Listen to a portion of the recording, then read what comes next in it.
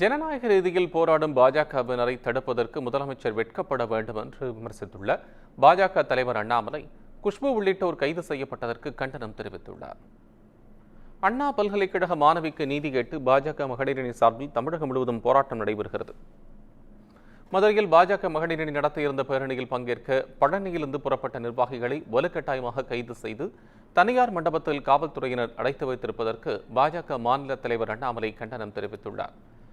சட்டம் ஒழுங்கு முற்றிலுமாக செயலிழந்திருப்பதற்கும் பெண்கள் பாதுகாப்பு கேள்விக்குறியாக இருப்பதற்கும் திமுக அரசே முழு பொறுப்பு என்றும், பாலியல் குற்றவாளிகளை பாதுகாப்பதற்காக செயல்படும் திமுக அரசின் உண்மை முகம் பொதுமக்களிடையே அம்பலப்பட்டுக் கொண்டிருப்பதாகவும் தமது எக்ஸ் தள பதிவில் குறிப்பிட்டுள்ளார். மேலும் மதுரை போராட்டத்தில் பங்கேற்ற மாநில மகளிரணி தலைவர் உமா பாரதி, மொடக்குறிச்சி எம்எல்ஏ சரஸ்வதி, தேசிய செயற்குழு உறுப்பினர் குஷ்பு சுந்தர் மற்றும் மகளிரணி நிர்வாகிகளை காவல்துறை கைது செய்திருப்பதற்கு தமது வன்மையான கண்டனத்தையும் பதிவு செய்துள்ளார்.